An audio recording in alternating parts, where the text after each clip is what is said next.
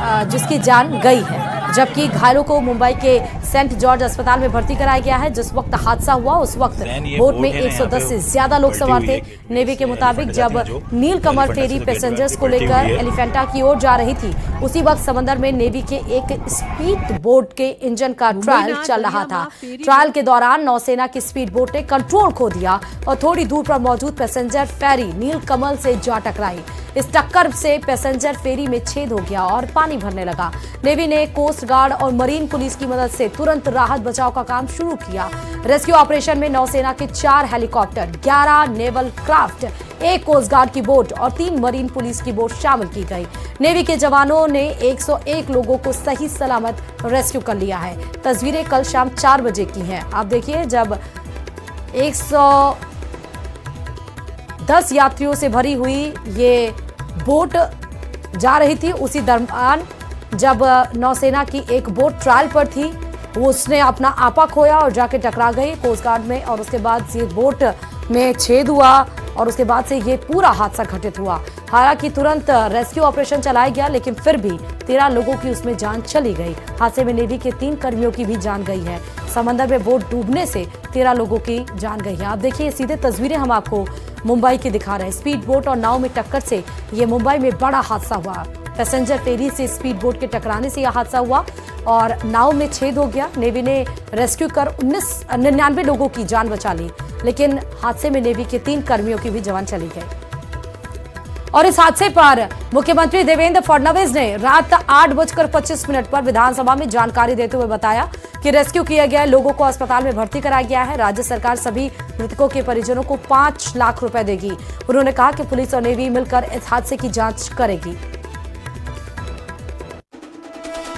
इस एक्सीडेंट में तकरीबन 101 लोगों को सुरक्षित बचा लिया गया है, किंतु 13 लोगों की मृत्यु इसमें हुई है।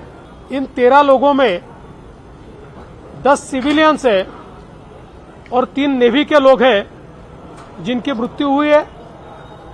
2 व्यक्ति गंभीर रूप से घायल है, जिनको नेवी के अस्पताल में ही भर्ती किया गया है। जिन लोगों की मृत्यु हुई है उनको सीएम रिलीफ फंड से 5 लाख रुपए दिए जाएंगे।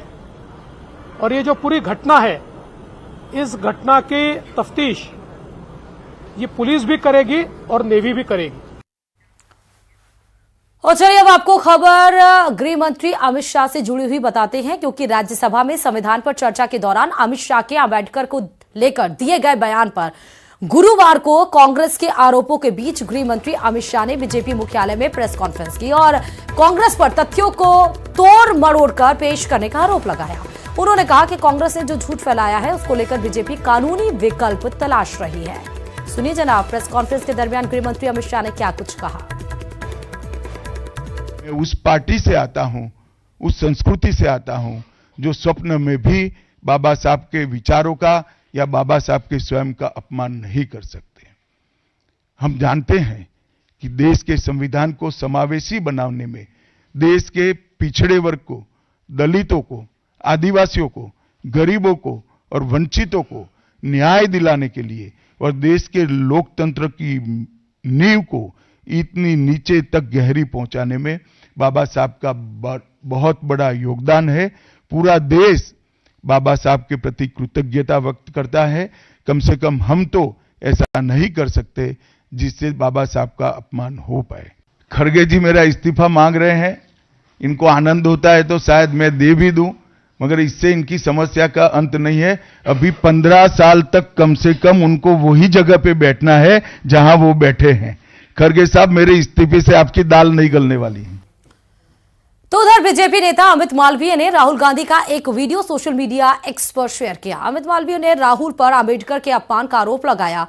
अमित मालवीय ने कहा कि इस वीडियो में दिखाई दे रहा है कि महाराष्ट्र में आयोजित एक कार्यक्रम में राहुल गांधी ने अंबेडकर को छोड़कर हर किसी की फोटो को माला पहनाई है। तो सोशल मीडिया एक्स साइट पर अमित मालवीय के द्वारा ये वीडियो पोस्ट किया गया है, जिसमें राहुल गांधी माला पहनाते हुए नजर आ रहे हैं, लेकिन अंबेडकर साहब की मूर्ति पर माला नहीं उन्होंने पहनाया। और इसको लेकर अमित मालवीय बीजेपी की तरफ से ये पलटवार किया गया राहुल गांधी के ऊपर कि अपमान आखिर किसने किया। और वहीं पर कांग्रेस ने आरोप लगाया कि आईटी मंत्रालय और गृह मंत्रालय सोशल मीडिया एक्स पर पोस्ट के लिए कांग्रेस नेताओं को नोटिस भिजवा रहे हैं, जिनसे वो डरने वाले नहीं हैं। उधर टीएमसी नेता सौगत रॉय ने अमित शाह के खिलाफ संसद में प्रदर्शन की बात कही और उनसे माफी की मांग की। गलत नहीं किया है बाबा साहब का। आप जब जब अपमान करिएगा हम इसी मुस्तैदी से चट्टान की तरह आपको खड़े नजर आएंगे। आप ट्विटर को लिखकर बोल रहे हैं इनके बयान डिलीट कराओ, आप हम लोगों को मेल भिजवा रहे हैं, आपकी आईटी मिनिस्ट्री और मिनिस्ट्री ऑफ होम अफेयर्स भी इसमें जुट गई है। इस देश में बड़े बड़े मुद्दे नहीं है, आपको ट्विटर को हमारे लोगों की कंप्लेंट करनी, क्योंकि लोगों ने वीडियो चलाया है।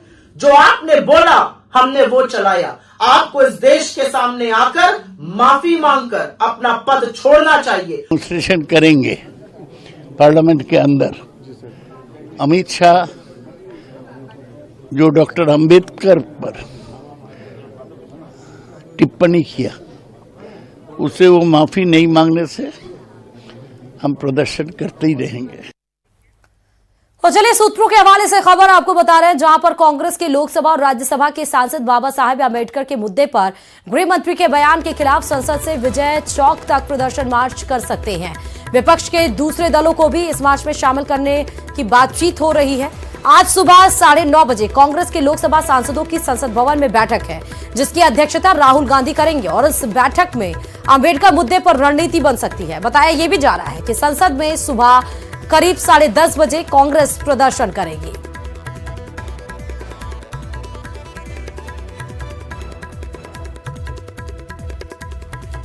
और अब खबर आपको एक देश एक चुनाव से जुड़ी हुई बता रहे हैं, क्योंकि इसके लिए जेपीसी का ऐलान हो चुका है। जेपीसी के लिए लोकसभा के 21 सांसदों के नाम का भी ऐलान हुआ है। राज्यसभा के 10 सांसद जेपीसी के सदस्य होंगे। पाली सांसद पीपी चौधरी जेपीसी के अध्यक्ष बनाए जाएंगे। जेपीसी में कांग्रेस सांसद प्रियंका गांधी का भी नाम शामिल है। बांसुरी स्वराज, अनुराग ठाकुर जेपीसी में शामिल होंगे। वहीं संबित पात्रा, अनिल बलूनी, मनीष तिवारी जेपीसी के सदस्य हैं। साथ ही धर्मेंद्र यादव, कल्याण बनर्जी और सुप्रिया सूले जेपीसी में हैं। तो बता दें कि 17 दिसंबर को केंद्रीय मंत्री अर्जुन राम मेघवाल की तरफ से जेपीसी का बिल लाया गया। उसके बाद विपक्षी दलों ने इसका विरोध किया। विपक्षी दलों ने यह कहा कि इसको जेपीसी में भेजना चाहिए। अब नामों का ऐलान किया गया है। इसके पक्ष में 269 वोट पड़े थे और विपक्ष में 198 वोट पड़े थे। राजनीति में कोई स्थायी ना कोई दोस्त होता है ना ही दुश्मन कोई, क्योंकि दिल्ली से जो तस्वीरें सामने आई हैं उन्होंने महाराष्ट्र की राजनीति को एक बार फिर गर्म कर दिया है। संसद भवन में पीएम मोदी और शरद पवार की मुलाकात हुई, तो वहीं देवेंद्र फडणवीस और उद्धव ठाकरे की भी मुलाकात शुचिता की मुलाकात कही जा रही है। लेकिन जिस गर्मजोशी के साथ मुलाकात हुई है, तो सियासी गलियारों में मुलाकात के मायने निकलने लगे।